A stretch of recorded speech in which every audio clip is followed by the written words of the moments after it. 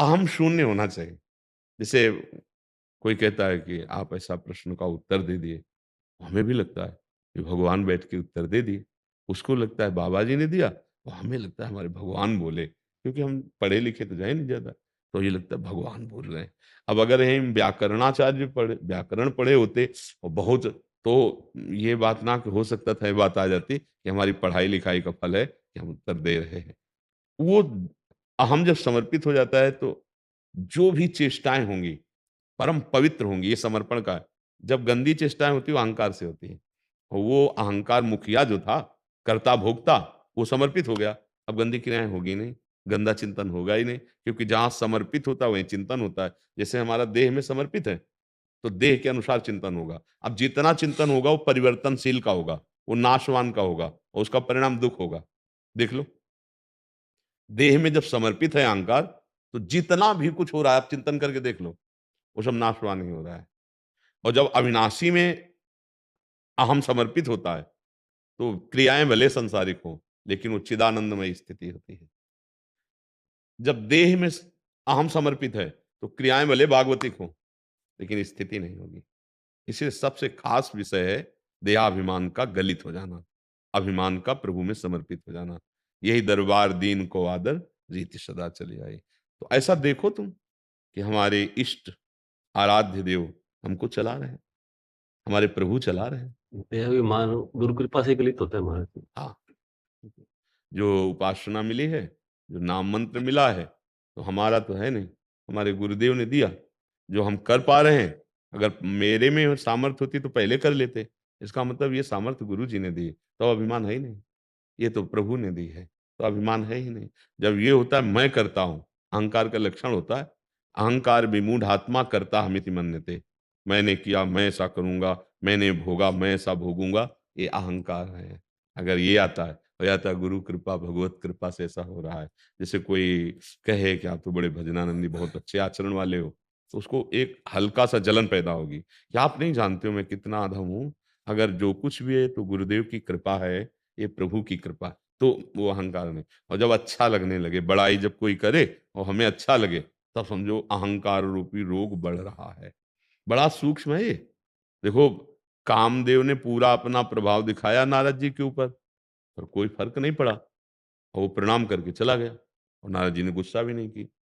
अब ये इतनी अंदर अहंकार की वृत्ति पुष्ट हुई इससे, काम विजय से, भगवान शंकर के पास जाके कहा कि प्रभु हमने तो काम पर विजय प्राप्त कर ली। तो उन्होंने कहा ये बात तो ठीक है। वो बोले प्रभु क्रोध भी नहीं किया। ऐसा क्यों बता रहे हैं कि आप काम विजयी तो हो, लेकिन आपने काम को भस्म कर दिया था, क्रोध कर दिया था। तो भगवान शंकर ने कहा देखो ये किसी से कहना मत, ये जो आप हमसे कहे, चल गया कोई बात नहीं। आप किसी से मत कहना नहीं तो हानि हो जाएगी आपकी। नारद जी के अंदर जो अहम स्फुरित हुआ उसको उल्टा समझ में आने लगा। अहम को उल्टा समझ में आया कि हमारी बड़ाई ये सह नहीं पा रहे, इसीलिए ऐसा कह रहे हैं। प्रणाम, और जो ही चले सो बोले सुनो, हरि से तो कभी कहना ही नहीं, हरि से मत कह देना जाके। नारद जी सीधे हरि के पास ही गए और सबसे पहली बात यही रखी, कहा भगवान हमने काम पर विजय प्राप्त कर ली। तो भगवान भी बड़े लीला बिहारी, उनका आप काम पर विजय प्राप्त कर लो ये कौन सी बड़ी बात है, आपका जो स्मरण कर ले वो काम विजयी हो जाएगा। बहुत अच्छा लगा। पहले जो है दवा दी जाती है रोग बढ़ाने की, फिर जड़ से मिटाने की होती है। मानो भगवान ने वचन रूपी और अच्छा प्रभु आगे ही नगर रच गया और ब्याह का सब पूरा चैत्र बता ले, हाहाकार मच गया। अहंकार ने इतना हाहाकार मचा दिया कि भगवान को शाप दे दिया, आराध्य देव को शाप दे दिया। जाओ, जैसे मैं स्त्री वियोग में तड़प रहा हूं, ऐसे तुम स्त्री वियोग में तड़पोगे। जो मुझे बंदर की आकृति दी, वही तुम्हारी सहायता करेगा। तब हरिमाया दूर निवारी, तान रमा न राजकुमार। ये क्या भगवान की चरण, त्राहिमाम अपराध बन गया। तो अहंकार इतना सूक्ष्म होता है। बाणासुर को भगवान शंकर ने प्रसन्न होकर, एक दिन भगवान तांडव कर रहे थे, नृत्य कर रहे थे, तो वो तालियां बजाकर उस ताल पे, तो आनंद बढ़ा। तो भगवान ने कहा अच्छा तुम्हारे सहस्त्र भुजा हो जाए, हजार भुजा, सहस्त्र भुजा बाणासुर की। अब 2 भुजा और बलशाली तो था ही, अब 1000 भुजा, तो खुजली तो होएगी ही बल की। अब जिस पहाड़ पे मारे तो चकनाचूर कर दे, जिसको ललकारे कोई सामने कैसे आ सकता है? 1000 भुजा और भगवान शंकर का कृपा पात्र।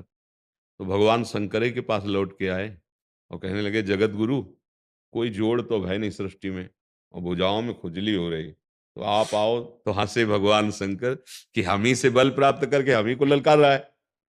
कहा, जाओ तुम्हारी भुजाओं की खुजली मिटाने वाला हमारे समान बलशाली भगवान श्री कृष्ण, वही जो अनिरुद्ध और उषा जी के ब्याह ब्याह ब्याह का प्रसंग है, उसमें सुदर्शन चक्र से सब काट, तो भगवान शंकर सामने आगे, बस बस 4 रहने दो, 4 भुजाएं रहे। अहम बहुत विचित्र है, वो गुरु को भी ललकार सकता है, वो इष्ट को भी शाप दे सकता है। अहम इतने बड़े भक्तों का। तो अपने लोग जब ये देखेंगे कि गुरु कृपा, हरि कृपा, और वास्तविक यही है, वास्तविक पक्का, अगर वो छोड़ दें हमें, तो अभी हम गिर जाएँ, मुँहभरा गिर जाएँ। अगर हम चल रहे हैं, तो हम देख नहीं पा रहे, पर मेरे गुरुदेव, मेरे हरि मुझे पकड़े तभी चल पा रहे हैं। अगर ये बात ध्यान रहेगी तो अहंकार नहीं आएगा, कि हम अगर कोई भी विजय प्राप्त कर पा रहे हैं माया से या चल पा रहे हैं, इसमें केवल गुरुदेव का प्रताप है, इसमें केवल भगवान की कृपा है। हमारे में तो बल था नहीं और है नहीं और रहेगा नहीं, ये केवल हरि कृपा है। तो फिर अहंकार बढ़ नहीं पाएगा। जब तक ऐसा सत्संग, ऐसा ज्ञान नहीं होता, तब तक छोटी-छोटी बातों में अहंकार बना रहता है। भाषा अहंकार जनित ही निकलेगी, आप देख लो। दैन्यता ना भाषा में होगा, ना आचरण में होगा, ना विचार में होगा। विचार में भी अहंकार, क्रियाओं में भी अहंकार, वाणी में भी अहंकार। इसीलिए यही अहंकार संस्कृति का मूल चक्र है। संस्कृति मूल शूल प्रद नाना, सकल शोकदायक अभिमाना। ये समस्त कष्टों का जनक है। इसी से हर कष्ट प्रकट होता है, अहंकार से। जो भगवान का कृपा पात्र है, तो भगवान इस कृपा करके दूर कर देते हैं। ताते करें कृपा निधि दूरी, सेवक पर ममता अति भूरी। वही संत रूप में, वही गुरुदेव रूप में, वही शास्त्र रूप में विराजमान है। इन्हीं की कृपा से अहंकार नष्ट हो जाता है। जब सच्चा भजन होगा, तो आपको अपने आगे का भजन दिखाई देगा कि अरे हम कहाँ, कैसे-कैसे महाभागवत, कैसे-कैसे भजनानंदी हुए, तो अहंकार नहीं आएगा। और जब त्रुटि होगी, तो अपने से नीचे दिखाएँ, ये तो सारे विषयी है, हम तो भजनानंदी, हम तो भगत हैं। गड़बड़ हो गया, अब गड़बड़ हो जाएगा।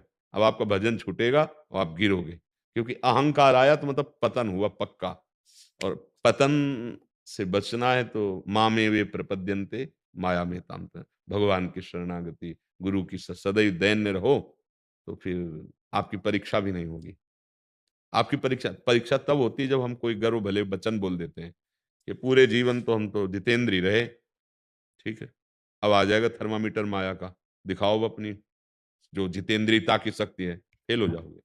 भगवत कृपा से चुपचाप अंदर की बात को भगवत कृपा से देखो कि जितेंद्रियता, भजन, पवित्रता, ये भगवत कृपा।